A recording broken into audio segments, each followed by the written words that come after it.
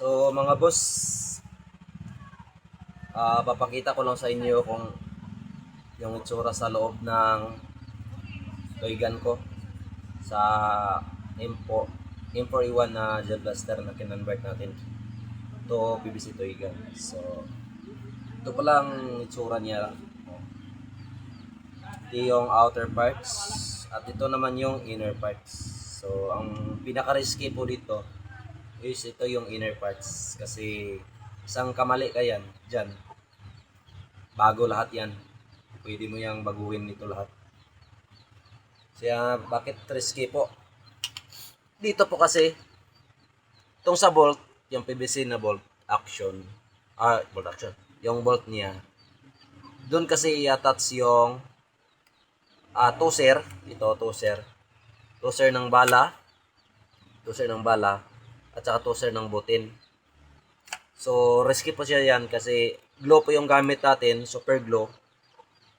Pag magdikit na siya, so hindi natin yan matatanggal.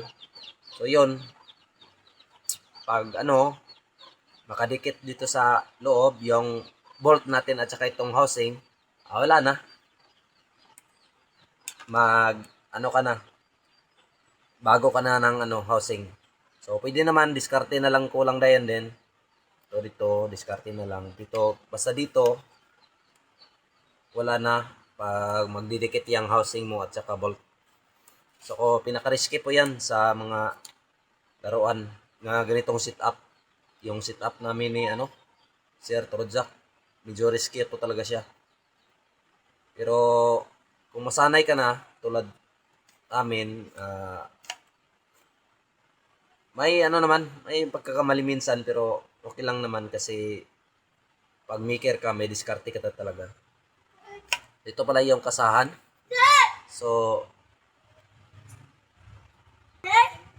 So ito pala yung kasahan niya. So matibay po siya kasi nilagyan natin ng screw dito. Mataas po yung screw niyan. So screw is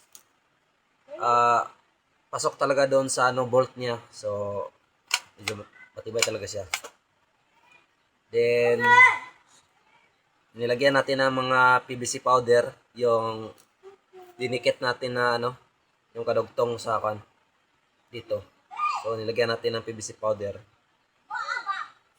Tsaka dito naman, may bolt yan, mataas din. Nakapasok yan sa bolt. At saka ito, spoke po ito. So, spoke ng yantas sa motorsiklo. So, yung ginamit natin. So, ginanyan ko lang yung niya. So, nilagyan ko ng PVC powder. So, talagang matibay na po yan. Ganyan mo. So, hindi yan matanggal. So yan lang po mga ka-TG, no?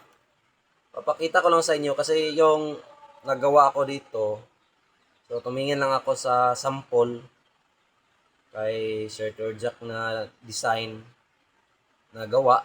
So yon, kumuha ko ng idea. Saka yon, first kong gawa, medyo palpak kasi pangit talaga. Pero pag second na until now, so yon, nakuha na natin ng diskarte. So, yun So, yan pala yung dito sa loob. Ano ba? Hindi makita. Dito pala sa loob, dito sa dito. So, yung ginamit ko dyan is glue din at saka PVC powder. So, talagang matibay po yan. Hindi yan matanggal. Kasi double po yung PVC na ginamit natin dyan. Ginubol natin. So, hindi yan matanggal. Kung yung intensyon mo natatanggalin, so matanggal talaga yan. Tulad ng pukpukin mo ng martilyo or saba ng plies.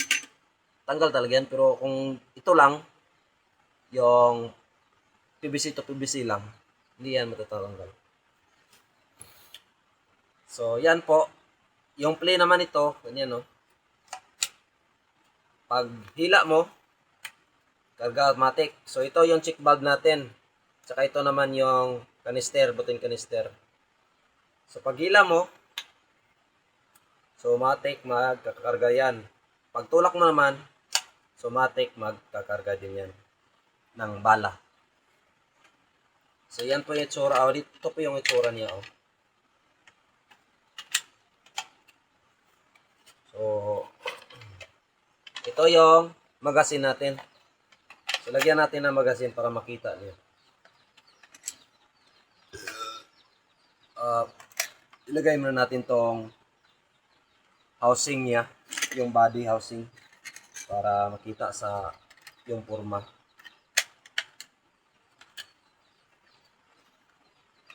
So, yan na. So, patagalan natin mag-video para makita nyo. Ito yung tawag niyan, magazine. So, yan, papasok yan. Diyan, oh. Papasok yan dyan. Butik mo nga.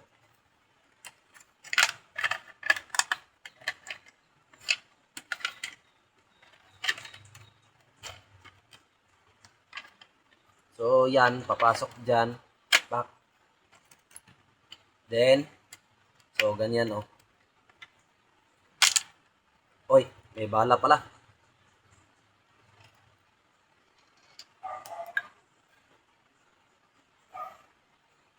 So, may bala pala, no? So, yan bala, ipalabas natin dito. So, wala yung bala.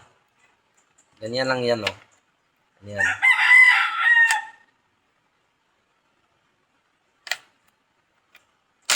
Oh, yan. Nakapasok na yung bala. So, kunin natin ng bala, ha? Oh, yan.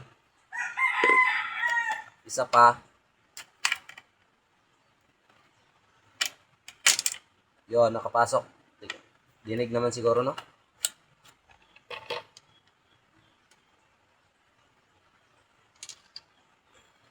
Yan po. So, bakit? Paano ba naglo-load yung bala? So, ito. So, ito yung magazine, no? So, yan. Ganyan kasi, pag ganyan, yung bala nito, itutulak dito sa toser. So, ganyan po siya.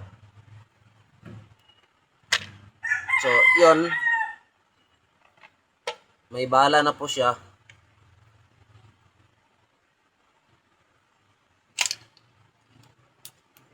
Okay. Mahirap mag-explain. Kaya ayaw ko talaga mag-ano. Ay, hindi naman sa ayaw. Ano ba? Medyo nahihirapan ako mag-ano, explain about sa ano. Tutorial. Kaya, yun, hindi ako palaging video about sa by parts. Pero, medyo busy lang talaga. Ito pala yung exhaust niya ng mga boss, no? Ito. Basta, yan na po mga bossing. Gayahin nyo na lang. Baka kaya nyo ba? Dali naman siya pag may marunong ka tawag dyan. Oh, tara pala. Tignan nyo mga sir, oh. Ang mga ka-TG, oh. So, nakita nyo naman yung bala, no? So, yan, oh. Nakita nyo yung bala. Dito kasi, naka-slide kasi yan. Dito kasi, nakaganyan kasi yan, oh. Nakaganyan dyan sa loob. Nakaganyan po yan, kaya papasok yung bala dito sa butas. So, itulak natin, no? Yun. Pasok talaga. Oh. So, yun lang mga ka-TG, no? Yan. Yung itsura. So, tingnan nyo na lang para kuha kayo ng idea. So, dito, may video ako dito, paano ikabit. So, may video ako dyan. Previous video ko. Na magkaganiyan siya, oh. So, So, na magkaganyan yung itsura. Kasi pag isinter mo itong housing dito sa chamber, so, magkaganyan yan. Baka, di ba yung space dito is malaki, maluwag. Tsaka dito, hindi, ano lang, punti lang. So, try nyo, isipin kung nasa center yan. So, talagang hindi siya pwede dito. Pagkasa mo, hindi siya. Tatama na yan pagkakasa dito. Tatama yan dito kung magkakasa ka. Kung sa center nyo ilagay ito. So, yan po yung diskarte po sa mga convert na PVC toy gun. Pero yung hindi convert, so pwede na yung tuloy-tuloy. Sa center mo ilagay dito yung mga all PVC toy gun. So, may mga kakilala tayong ibang maker na dito yan dating nakilala sa YouTube at saka FB na rin na gumagawa sila ng all PVC toy gun. Tulad ni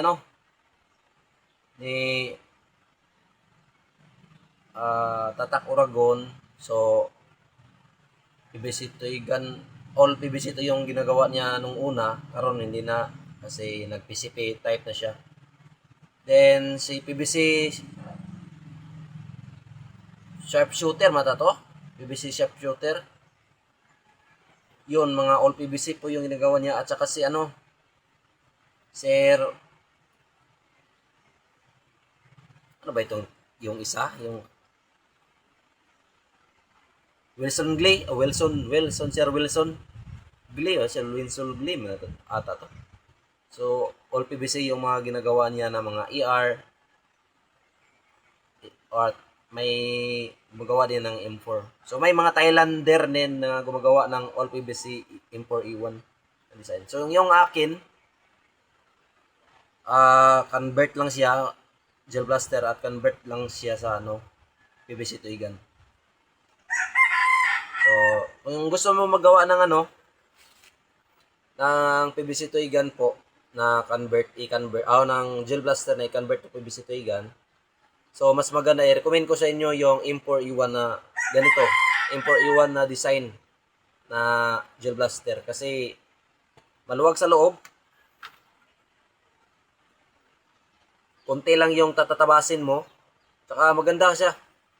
Maganda maganda i-convert po. Then kung gusto niyo naman pang malakasan, yung mga AR-15 na high-end na gel blaster at saka mga M4 na gel blaster na high-end. So may gumagawa diyan si Sir Torja. Magaling yun gumawa sa mga high-end na yung mamahaling gel blaster na i-convert to So akin ito, yung M4E1 is 1,100 po ito sa Lazada. Then meron din ito sa Shopee pero hindi sila ganong nagbinta, so sold out palagi. So marami talaga kasi bumibili. Maganda kasi yung M4 pang convert to PVC toy gun. So ito naman dito, 3/4 po ito. So pag ito naman yung barrel niya, so hindi pa natapos, outer barrel pa ito at saka ito naman yung matibay na yung sa dulo. So, ito yung itsura niya.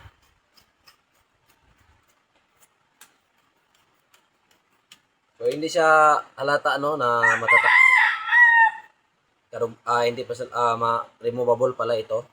Yun Yun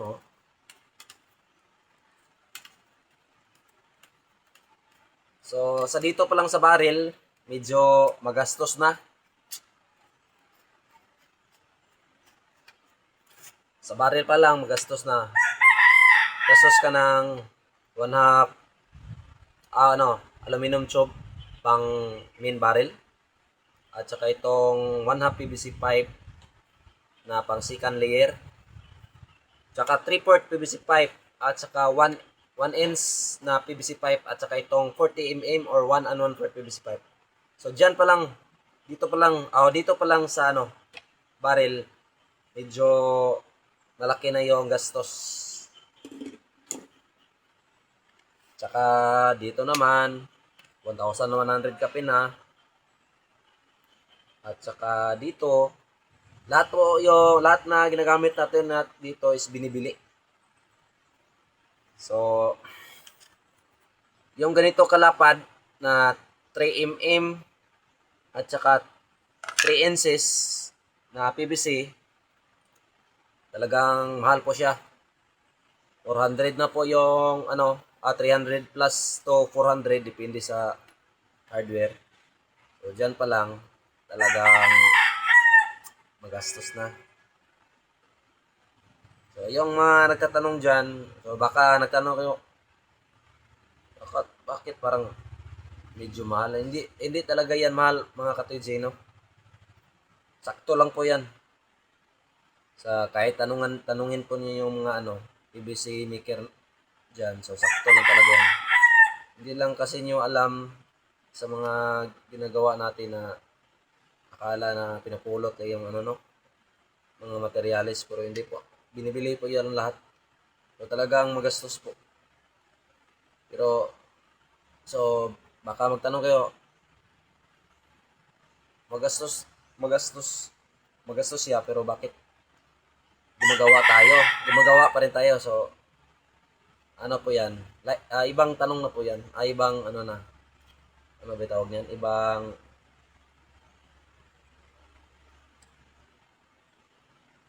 sabihin na yan. Ito magtawag niya na. Basta kasi mga toy gun maker talaga, pag gustong gumawa, pwede na yan silang gumawa. Tulad ko, kung may gusto akong personal unit, pwede kong gawin kasi may knowledge ako about sa PVC toy gun. So yung mga baguhan dyan, so tingin mo na sa mga mga PVC toy gun kung paano gamitin. Baka magtaka kayo ba? Akala niyo air gun. Kasi yan, may nagtatanong sa akin palagi na magkano yung air gun. So hindi po yan air gun.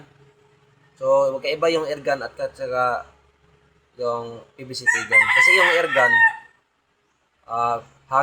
hangin lang talaga yung puputok yung lalabas sa barrel. Pero yung PVC toy gun na ginagawa natin, kasi yan, apoy at saka hangin yung bubuga sa barrel. So wag lang i-compare yung air gun at saka PVC toy gun. Iba talaga yung lakas ng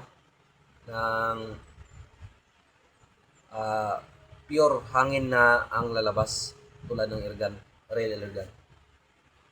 So proven and tested po yan, hindi po yan pareha ang lakas. So kahit sabihin pa lang natin na pareha, hindi talaga. Iba talaga. So yan lang mga ka-TJ, no? Napakita ko lang sa inyo kung ano yung itsura sa loob, yung inner parts, at saka outer parts dito sa chamber. So salamat sa panonood mga ka-TJ. Soon, may akong video kanina, nagsira lang yung bipod ko, tripod, yung lalagyan ng cellphone. Yun, nakat. So, yun. Hindi ko na kino-continue. Soon na lang pag gagawa na ako ng aking personal unit. Doon ako mag-tutorial lagi. Galing talaga sa start to finish. Start to finish talaga yung pag-video natin. By part po para makikita niyo naman. So, yan lang, no? Salamat sa panonood mga ka-TJ. Salamat din sa mga suporta natin at sa mga subscriber natin. So, itong purpose talaga ng video na ito is para makita po sa mga ibang gustong maggawa at saka sa gustong din magpagawa na proven po, legit po tayo na gumagawa. Hindi po tayo scammer, ha. So wala pa tayong i-scam. So yun lang. Salamat.